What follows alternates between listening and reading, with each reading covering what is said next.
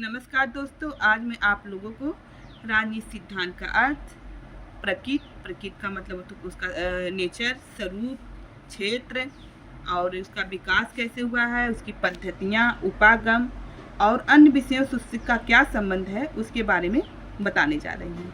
सबसे पहले मैं ये बताऊंगी कि जो राजनीति शब्द है उसका प्रयोग सर्वप्रथम किसने किया है, तो अरस्तु ने किया है। किसने किया है? अरस्तु ने किया है। ये हमेशा जो है एग्जाम में पूछता है कि राजनीति शब्द का प्रयोग किसने किया, तो अरस्तु ने किया है। और राजनीति शब्द अंग्रेजी शब्द के किस शब्द से बना हुआ है, तो पॉलिटिक्स शब्द से बना हुआ है। और ग्रीक भाषा किस शब्द से बना हुआ है, पोलिस शब्द से बना हुआ है। और जिसका शाब्दिक अर्थ क्या होता है, नगर और राज्य होता है।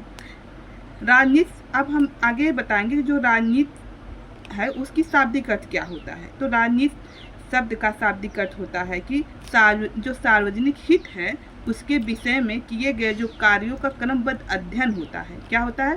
क्रमबद्ध अध्ययन ही राजनीतिक सिद्धांत कहलाता है। और फिर इसके बाद राजनीतिक सिद्धांत कितने प्रकार के होते हैं, तो दो प्रकार के होते हैं। कितने प्रकार के होते हैं? दो प्रकार के होते हैं। एक राजनीतिक दर्शन होता है, एक राजनीतिक विज्ञान होता है। जो राजनीतिक दर्शन होता है ये भी कभी एग्जाम में पूछ लेता है, किस पद्धति पर बल देता है, तो ये चिंतक मूलक पद्धति पर बल देता है। किस पद्धति पर बल देता है, तो चिंतक मूलक पद्धति पर बल देता है। और जो दूसरा राजनीतिक विज्ञान होता है वो किस पर बल देता है, तो ये अनुभव मूलक पद्धति पर बल देता है। और राजनीतिक दर्शन जो होता है ये मूल्यों के अध्ययन पर बल देता है। किस पे बल देता है? मूल्यों के अध्ययन पर बल देता है। और दूसरा जो राजनीतिक विज्ञान है वो तथ्यों के अध्ययन पर बल देता है। इतना तो आप लोग को समझ में आ गया होगा।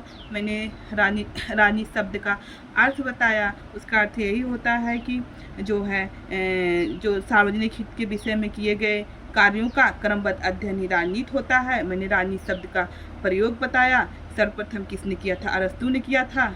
अंग्रेजी शब्द पॉलिटिक्स है, ग्रीक शब्द पोलिस है।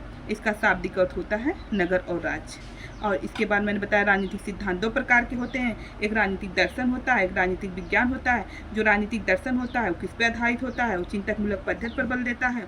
और जो राजनीतिक विज्ञान होता है वो अनुभव मूलक पद्धति पर बल देता है।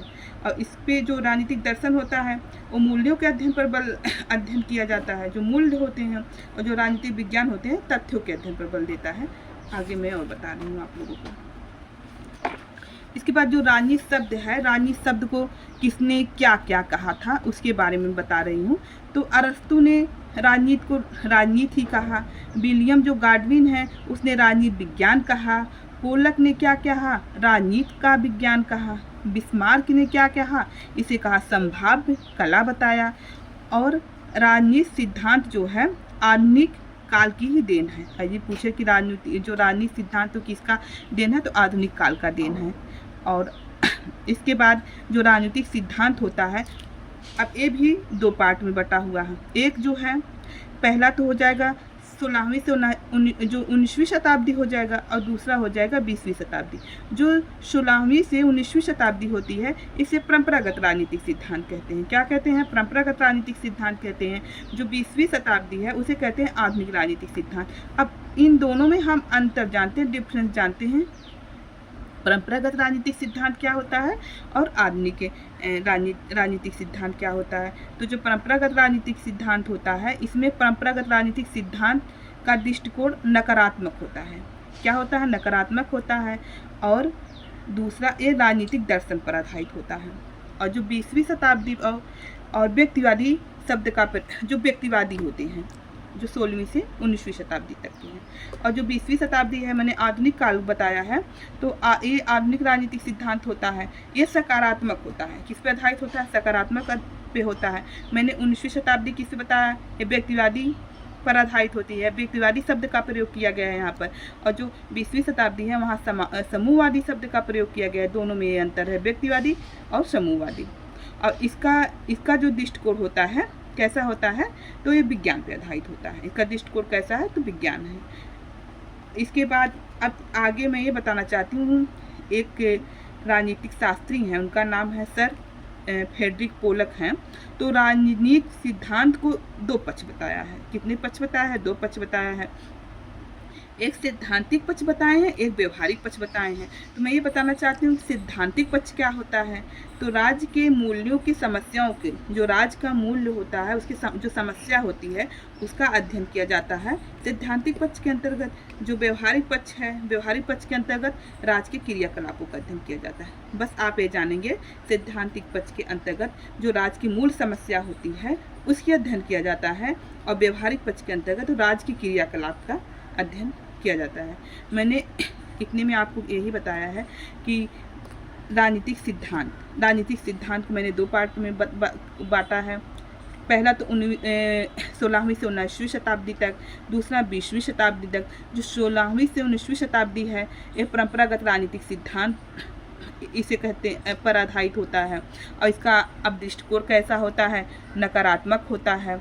और ये जो है व्यक्तिवादी शब्द का प्रयोग किए थे। और जो 20वीं शताब्दी है, 20वीं शताब्दी इसे आधुनिक राजनीति कहते हैं। अब दोनों में क्या अंतर होता है, जो परंपरागत होता है वो नकारात्मक होता है, और जो आधुनिक राजनीति विज्ञान होता है वो सकारात्मक होता है।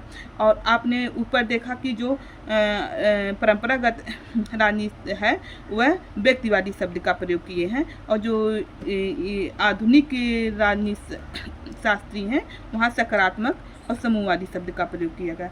इसका दृष्टिकोण क्या होता है, विज्ञान होता है। फिर मैंने आगे बताया कि सर एक राजनीति शास्त्री हैं, उनका नाम है सर फ्रेडरिक पोलक हैं, और राजनीति सिद्धांत को 2 पक्ष बताया है। पहला पक्ष उसने सैद्धांतिक पक्ष बताया है, दूसरा व्यवहारिक पक्ष बताया है। सैद्धांतिक पक्ष का मतलब ये होता है जो राज्य की मूल समस्याओं का अध्ययन किया जाता है, और जो मैंने व्यवहारिक पक्ष बताया राज्य के क्रियाकलापों का अध्ययन किया जाता है। आगे मैं ये बता रही हूँ। अब सैद्धांतिक राजनीतिक पक्ष क्या होता है, व्यवहारिक राजनीतिक पक्ष क्या होता है, इसकी मैं व्याख्या कर देती हूँ।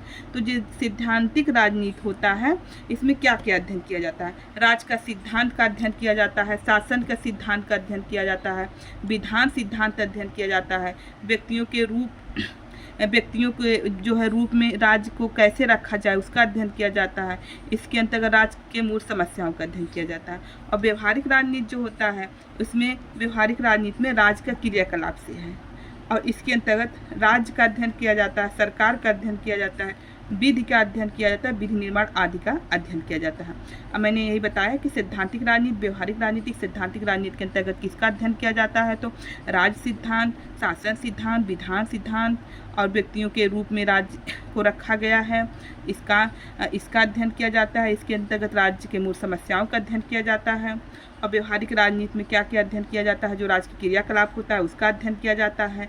इसके अंतर्गत क्या क्या आता है, राज्य आता है, सरकार आता है, विधि आता है, निर्माण आता है आदि। Thank you.